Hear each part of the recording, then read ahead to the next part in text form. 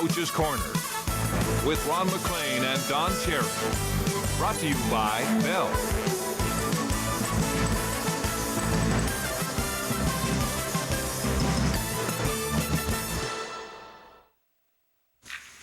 No! I can't believe it! What's going on, Frank? I'm watching NHL playoff highlights on my Bell phone. How's our team doing? Well, we had a great first period, but now we keep getting scored on. Oh, really? You shaved? You're not supposed to shave your playoff beard. I started spot waxing and things got out of hand. Well, great. They scored again. Now, you can't blame that one on me.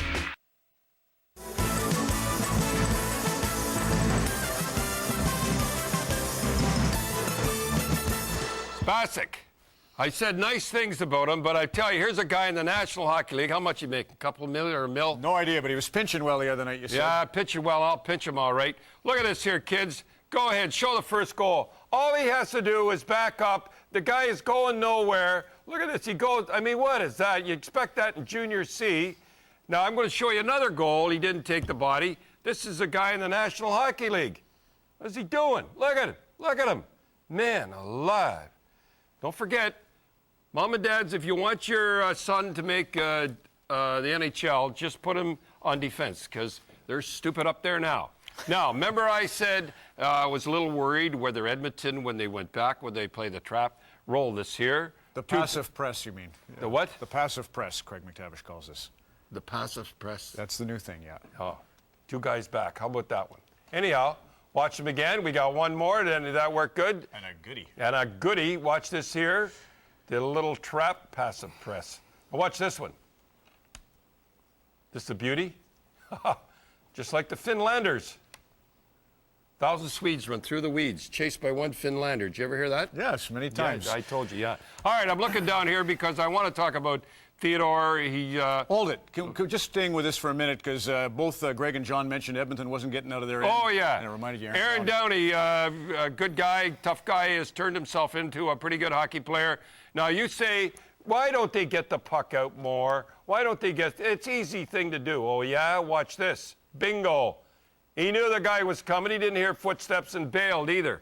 That's what you have to do to get the puck out. That's why you win.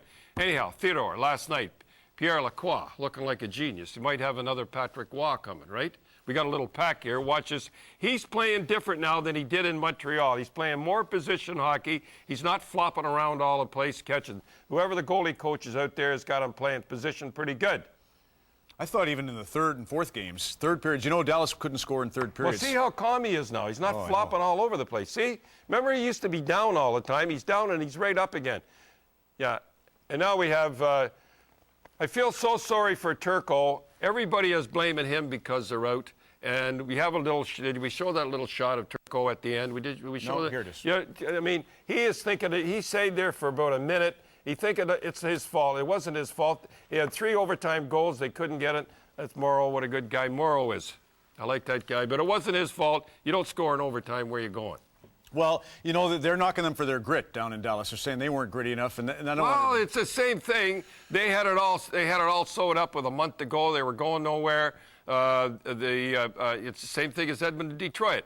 You know, Detroit had it all sewed up last month. When did they ever play a tough game? The other guys were battle hardened. They went right from trying to make the playoffs right into the playoffs.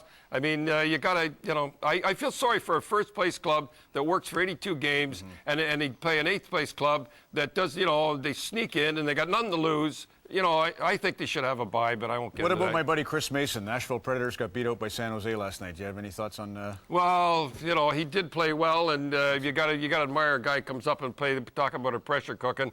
San Jose, man, are they rolling? Talk about I mean, they're having fun. And where they look big?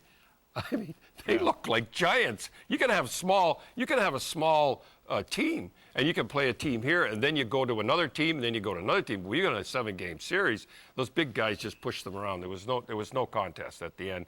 And I'll tell you, Thornton is unbelievable, isn't he? Something you can't get the puck off him. All right. Montreal and Carolina last night. Now, let's you know, Montreal and Carolina, right? Yes. Remember what I said on the third game? Killer. I Loss. said, when they lose that game, when you lose that game, all of a sudden Carolina starts thinking, we can win these guys, and they're going to get on a roll like they did during the regular season. Exactly what happened. And what happened? What? Let me ask you this. Is it Koivu going out?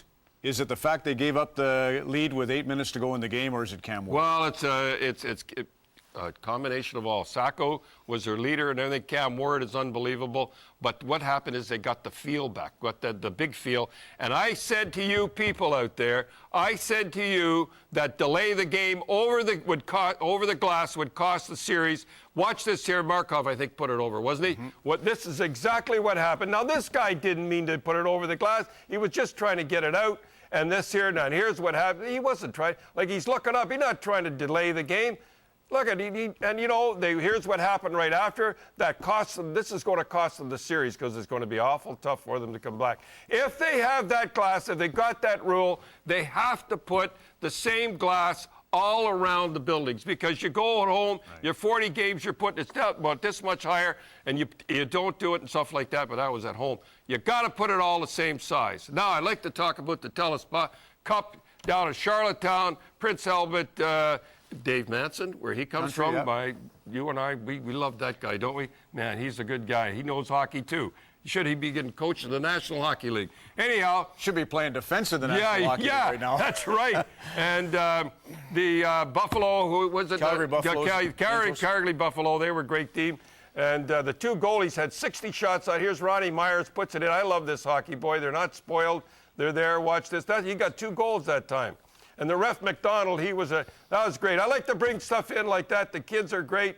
The goalies were great. I'm going to try Harsky and DeSaris. They were the goaltenders. I did pretty good. Anyhow, way to go, kids. And Stevie Walker, don't hold us against it that we mentioned Jeff McDonald. He should be in the NHL. The referee was brilliant. Don Cherry in the Coach's Corner on Hockey Night in Canada. Way to go, Ronnie. Coach's Corner with Ron McLean and Don Cherry. Brought to you by Bell.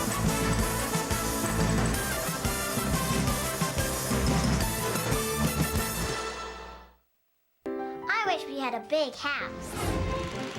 I wish we had an affordable house. Ours? Find your perfect place. It's easy with RE/MAX. Nobody sells more real estate than RE/MAX.